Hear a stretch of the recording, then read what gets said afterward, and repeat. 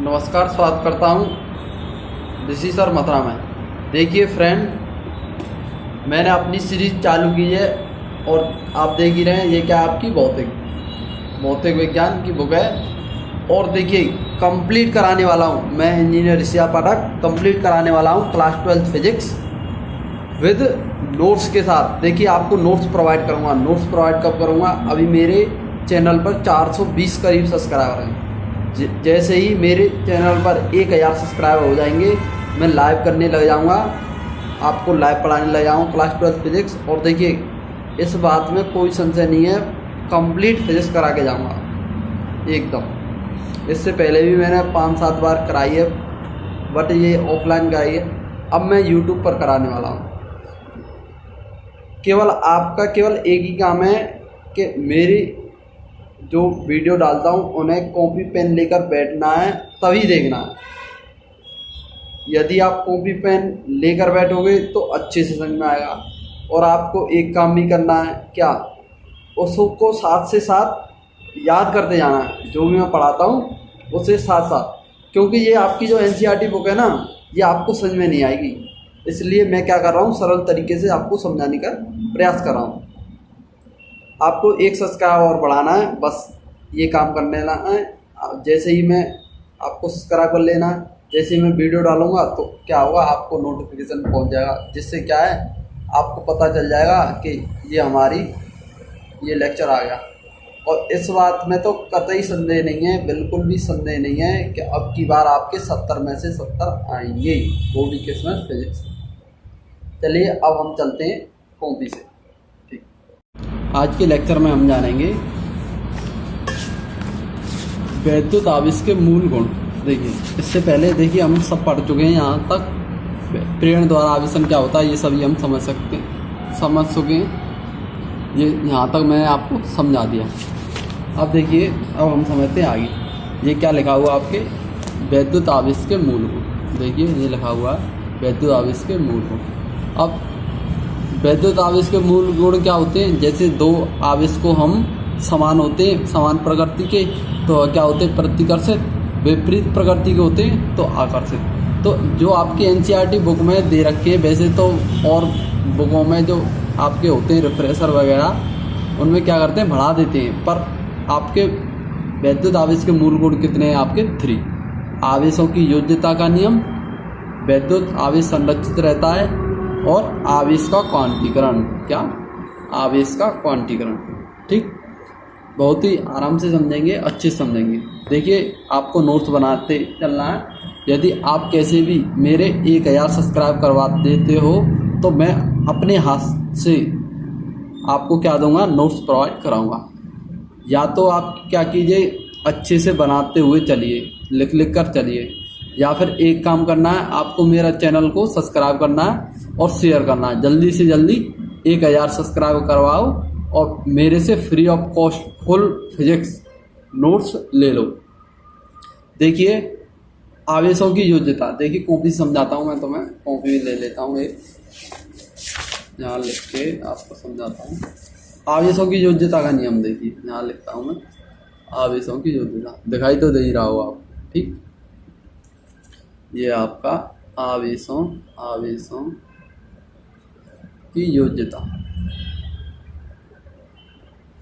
पहले हेडिंग डालनी है आपको वैद्युत आवेश के मूल गुण, और फिर उसके नीचे डालना है आवेशों की योज्यता।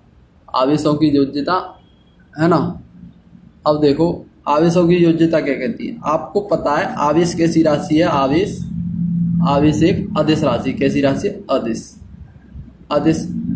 जो भी राशि अदिश होती है ना, उन्हें हम क्या करते हैं? गिनती की, जैसे 4 + 3 डायरेक्ट क्या हो जाए? 7। ऐसे ही जोड़ सकते हैं। जो जितनी भी हमारी अदिश राशि होती है उन्हें हम, जैसे हम गिनती जोड़ते हैं ना, नंबरों को जोड़ते हैं, ऐसे ही जोड़ सकते हैं। तो हम इसमें लिखना चाहें तो ये लिख सकते हैं। देखिए आपकी सहूलियत के लिए मैं लिख देता हूँ। क्या लिखता हूँ? आवेशों में बीजीय योग का गुण होता है, ये लिख देता हूँ। आवेशों में बीजीय योग का गुण होता है। बीजीय योग का गुण का मतलब जैसे बीजीय व्यंजक जोड़ते हैं, ऐसे बीजीय योग का गुण होता है। गुण होता है, होता,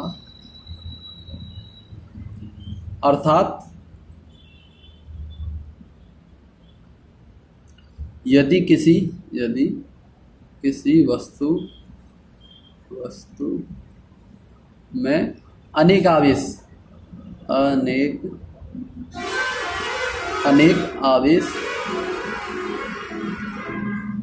जैसे Q1 Q2 आदि हों, जैसे Q1 Q2 Q3, ठीक, ऐसे हों, तो वस्तु पर कुल आवेश क्या हुआ? तब वस्तु पर कुल आवेश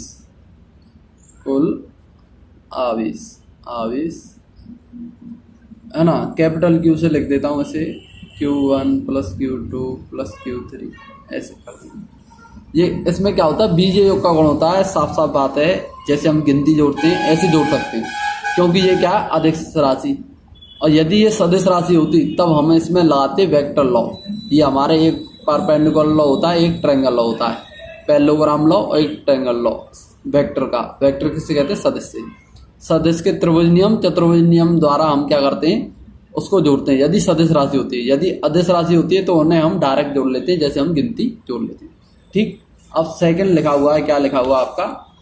वैद्युत आवेश संरक्षित रहता है, वैद्युत आवेश संरक्षित रहता है, इसे भी लिख लो भाई। ये तो आप पढ़ते ही आ रहे हो। क्या पढ़ते आ रहे हो? ये लिख देता हूँ क्या सबसे पहले, ये यहाँ पे तो ये कर लेना ऐसे, है ना। अब लिखता हूँ वैद्युत आवेश संरक्षित रहता है,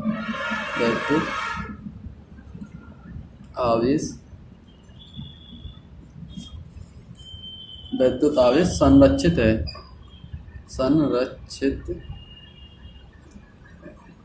इसका क्या मीन्स है? वैद्युत आवेश संरक्षित है कि आवेश को ना तो उत्पन्न किया जा सकता और ना ही नष्ट किया जा सकता, सिर्फ एक माध्यम से दूसरे माध्यम में, मतलब एक पदार्थ से दूसरे पदार्थ में भेजा जा सकता है ना। ये लिख सकते हैं, है ना। क्या लिख दें? वैद्युत आवेश संरक्षित है, संरक्षित होता है, वैद्युत आवेश संरक्षित होता है, अर्थात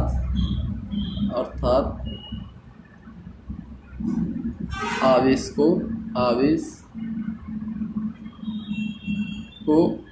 ना तो उत्पन्न किया जा सकता, उत्पन्न किया जा सकता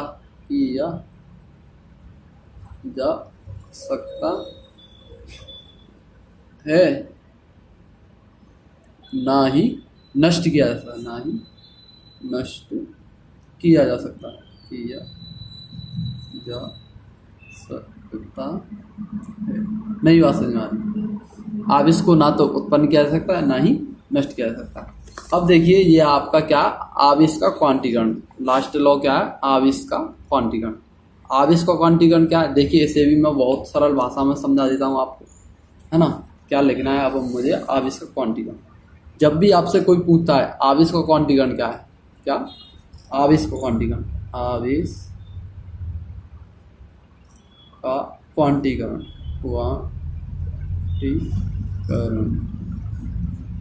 देखिए आप देख ही रहे होंगे यहाँ क्या लिखा हुआ है, आप पढ़ सकते हैं इसे को। वैद्युत आवेश का क्वांटीकरण, है ना, क्वांटमीकरण, है ना। ये आपका क्वांटीकरण लिख गया है, इसे मैं लिखता हूँ क्या? क्वांटमीकरण, है ना। क्या लिखता हूँ मैं? क्वांटमीकरण,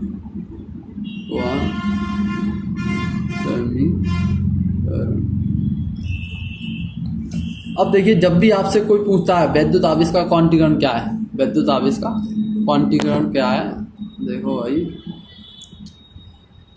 जब भी आपसे कोई पूछता है वैद्युत आवेश का क्वांटीकरण, तो आपको क्या दिमाग में क्लिक होना चाहिए? Q बराबर प्लस माइनस एनी। जब भी आपसे क्या पूछता है कोई आवेश का क्वांटीकरण, तो आपके दिमाग में क्या आना चाहिए? Q बराबर एनी। Q बराबर एनी क्या मीन्स है? प्रकृति में व्याप्त कोई भी आवेश क्या होता है? मूल आवेश। मूल आवेश क्या है यहाँ पे? ये क्या है? मूल आवेश। मूल आवेश का पूर्ण गुणज होता है, पूर्ण गुणज होता है मूल आवेश। अब आप बताओगे मुझे के गुणज का क्या मीन्स होता है। सबसे पहले आपको क्या डालना है, ये डालना आवेश का क्वांटमीकरण, या ऐसे भी लिख सकते हैं आप क्वांटीकरण। जो वैसे सही लिखा था मैंने, बट जे आपके एनसीईआरटी में ऐसा लिखा हुआ है इसलिए मैंने कहा ऐसे ही लिख लो, ये मेरा सही लिखा हुआ था। ठीक, अब क्या करना है देखिए, मैं लिखाता हूँ आपको। प्रकृति में पाए जाने वाला कोई भी आवेश है ना, सबसे पहले चलो डिटेल में लिखा देता हूँ आपको विद्युत आवेश का क्वांटीकरण। ठीक, तो आपको डिटेल में के लिए चलिए लिखाते हैं हम डिटेल में। ये बताओ कॉपी आ रही है हमारी कंप्लीट? ठीक, आ रही है। तो सबसे पहले लिखो, देखिए कभी भी कोई पूछता है आपसे आवेश का क्वांटीकरण क्या है, तो आप क्या कहोगे, प्रकृति में पाए जाने वाला कोई भी आवेश मूल आवेश का पूर्ण गुणज होता है, इसे ही हम क्या कहते हैं, आवेश का क्वांटीकरण कहते हैं। अब डिटेल में लिखाता हूँ मैं, ये लिखता हूँ प्रकृति में पाए जाने वाला सबसे छोटा आवेश, छोटा आवेश, आवेश मूल आवेश, मूल आवेश ई कहलाता है, कहलाता है, जिसका मान क्या होता है, जिसका मान 1.6 10 की पावर -19 कूलम होता है, हम लिख देते हैं, क्या लिख देते हैं, E = 1.6 10 की पावर -19 कूलम, ये लिख देते हैं। ठीक, ये इसकी वैल्यू है ये। ठीक, आवेशन के दौरान हम क्या जानते हैं, बिकॉज वी नो दैट, आवेशन के दौरान, आवेशन लिख देता हूँ, आवेशन के दौरान एक पदार्थ से दूसरे पदार्थ में, एक पदार्थ से दूसरे पदार्थ में इन मूल आवेशों का ही स्थानांतरण होता है, इन मूल आवेशों का ही स्थानांतरण होता है। स्थानांतरण क्या मीन्स है, बोलो, एक जगह से दूसरी जगह जाना, स्थानांतरण होता है। अतः किसी वस्तु पर आवेश, किसी वस्तु पर उपस्थित आवेश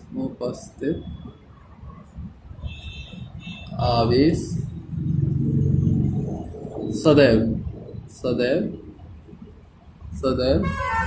मूल आवेश की, क्या हुआ, मूल आवेश का पूर्ण गुणज होता है। क्या होता है, बोलो, पूर्ण गुणज होता है, पूर्ण गुणज होता। इसे हम क्या लिख देते हैं, Q ± NE, और यहाँ पे जो N होगा, N, जहाँ N की वैल्यू क्या होगी, जहाँ N = क्या होगा, 1 2 3 4 ऐसे, ये क्या होगा, ये होगा नेचुरल नंबर होगा, प्राकृत संख्या। प्राकृत नंबर वे नंबर होते हैं जो 1 से प्रारंभ होते हैं, आप जानते हैं। ठीक, देखिए आवेश के क्वांटीकरण का यह अर्थ नहीं है, देखिए मैं आपको बता दूं, यहाँ पे जो n की जगह हमारा नेचुरल नंबर ही आएगा, इसकी जगह और कुछ नहीं आ सकता हमारा। ठीक, आप इतना ही रहने दीजिए, आवेश का क्वांटीकरण इतना ही रहने दीजिए, आप इसको देख लीजिए। आवेश का क्वांटीकरण का क्या मीन्स है, प्रकृति में पाए जाने वाला कोई भी आवेश होगा वह क्या होगा, मूल आवेश का पूर्ण गुणज होगा। यही आपका क्या, आवेश का क्वांटीकरण। इसे शॉर्ट में भी बोल दे सकते हैं Q = NE। कोई पूछता आवेश का क्वांटीकरण तो आप बोल सकते हैं Q = NE। आपसे कहता है डिटेल में बताओ, तो डिटेल में आप बता सकते हैं प्रकृति में पाए जाने वाला कोई भी आवेश मूल आवेश के क्या होता है, मूल आवेश का पूर्ण गुणज होता है। ठीक, अब आप क्या देख रहे हैं, इसके बाद देखेंगे आप कूलॉम का नियम, ये सभी देखेंगे। चलिए नेक्स्ट वीडियो में बात करते हैं आपसे कलाम के नियम के बारे में, जो आपका मोस्ट इम्पोर्टेंट नियम है। ठीक।